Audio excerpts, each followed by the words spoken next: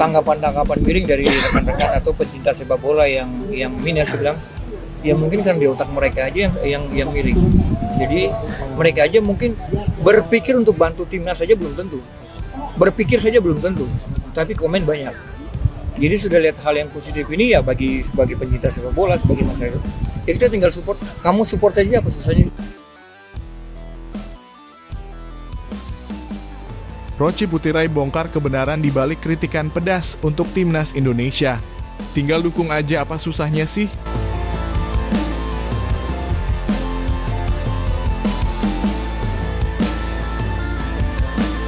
Martin Paes bikin geger. Kiper timnas Indonesia raih gelar prestisius sebagai Save of the Year. Siap hancurkan Jepang dan Arab Saudi?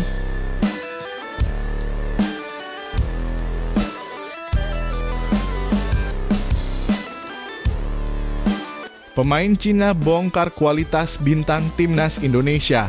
Mels Hilgers dan Martin Paes ternyata biasa saja.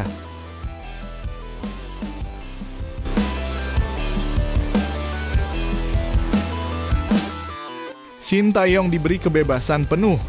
Siapa saja pemain yang bakal memukau di Piala AFF 2024? Sebelumnya, jangan lupa subscribe channel ini supaya tidak ketinggalan berita timnas Indonesia.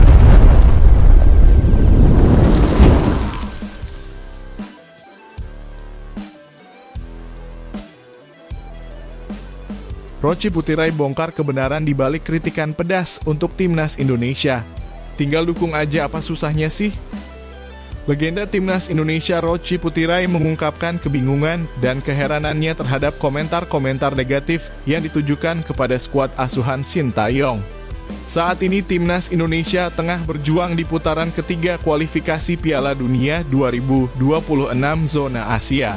Rochi yang dikenal sebagai salah satu legenda sepak bola Indonesia membela skuad Garuda dengan menegaskan bahwa tim saat ini sudah menunjukkan perkembangan yang signifikan.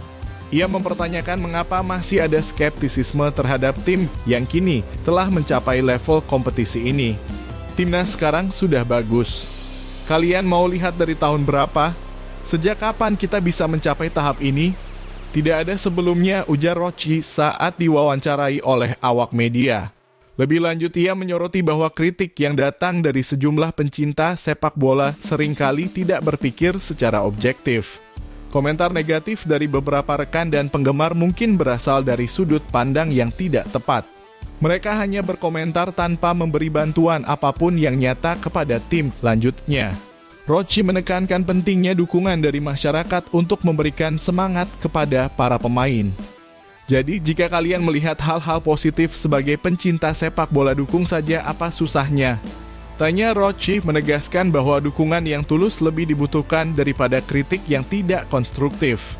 Meskipun timnas Indonesia mengalami kesulitan dalam 2 pertandingan terakhir melawan Bahrain dan Cina, Rochi tetap optimis tentang peluang tim ke depannya. Saya percaya dengan tim ini. Mereka sudah berada di tahap ini dan harus lebih fokus. Kita hanya kalah sekali dan poin kita tidak terlalu jauh. Jika bisa mencuri poin di sisa pertandingan, harapan untuk lolos masih ada, pungkas Rochi dengan semangat. Dengan pandangan ini, Rochi Putirai tidak hanya membela tim tetapi juga mengajak masyarakat untuk bersatu dan memberikan dukungan yang diperlukan. Apa pendapat kalian tentang pernyataan Rochi? Ayo, bagikan komentar kalian di bawah.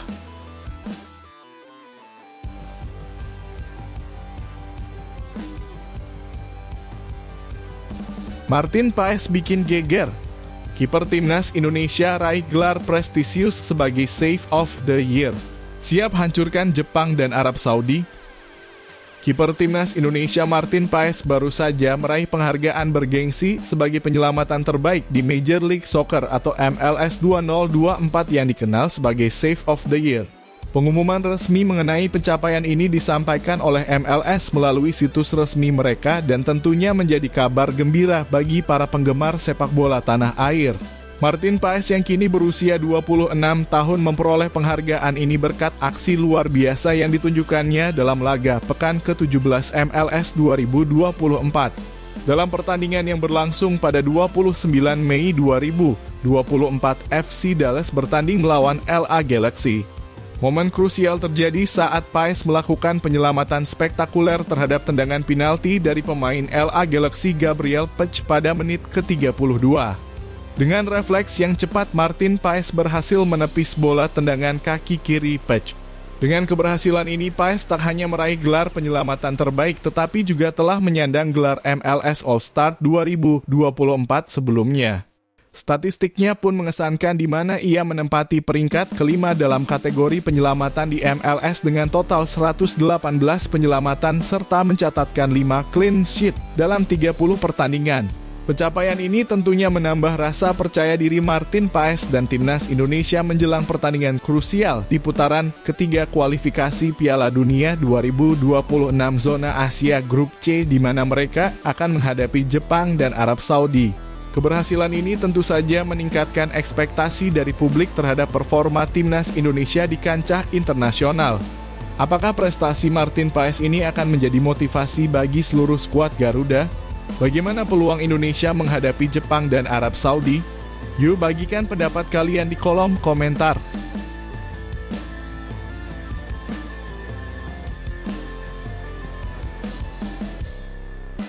Pemain Cina bongkar kualitas bintang timnas Indonesia. Mads Hilgers dan Martin Paes ternyata biasa saja. Kualitas para pemain naturalisasi dalam skuad timnas Indonesia termasuk Mads Hilgers belakangan ini menjadi sorotan, bahkan menjadi bahan pembicaraan di kalangan pemain Cina setelah tim asuhan Shin Tae-yong mengalami kekalahan mengejutkan dalam kualifikasi Piala Dunia 2026. Dalam pertandingan yang diharapkan menjadi momen kebangkitan timnas Indonesia justru tumbang 1-2 di tangan Cina. Meskipun sebelumnya mereka hampir meraih kemenangan melawan Bahrain yang terhambat oleh keputusan kontroversial wasit Ahmed Al-Kaf. Sayangnya penampilan Hilgers dan rekan-rekannya kurang memuaskan terlihat dari 2 gol yang berhasil disarangkan lawan pada babak pertama. Ini menimbulkan kritikan terutama dari Xie Weneng, seorang pemain Cina, yang mengklaim bahwa para pemain naturalisasi di timnas Indonesia hanyalah pemain kelas kedua di Asia. Para pemain naturalisasi dari timnas Indonesia hanya kelas 2 kan? Ungkap Xie dalam wawancara dengan media China Football King. Ia menambahkan kemampuan kami tidak lebih buruk daripada mereka. Jika dilihat dari kualitas individual, saya pikir kami setara atau bahkan lebih baik. Pernyataan Xie ini tentu menjadi sorotan mengingat harapan besar yang dibebankan kepada pemain naturalisasi Indonesia untuk membawa perubahan positif bagi tim. Kekalahan ini menambah tantangan bagi timnas Indonesia yang ingin menunjukkan kualitas dan daya saing mereka di tingkat Asia. Bagaimana menurut kalian tentang pernyataan pemain Cina ini? Apakah kalian setuju bahwa kualitas pemain naturalisasi di timnas Indonesia masih jauh dari harapan? Yuk, sampaikan pendapat kalian di kolom komentar.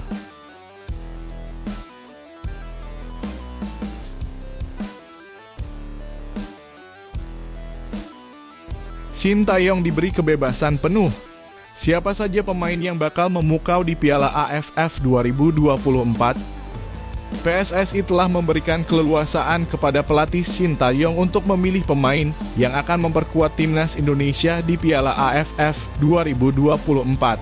Dalam kompetisi yang dijadwalkan berlangsung mulai Desember 2024, Shin Tae-yong akan tetap memimpin skuad Garuda meskipun saat itu tim tengah fokus menghadapi putaran ketiga kualifikasi Piala Dunia 2026 zona Asia. Timnas Indonesia tergabung di grup B bersama rival berat, Vietnam, serta tim lainnya seperti Filipina, Myanmar, dan Laos. Dengan semakin dekatnya Piala AFF 2024, banyak penggemar dan pengamat sepak bola yang bertanya-tanya mengenai siapa saja pemain yang akan dipanggil oleh pelatih asal Korea Selatan ini. Namun tantangan besar menghampiri Shin Tae-yong mengingat Piala AFF tidak terjadwal dalam kalender resmi FIFA.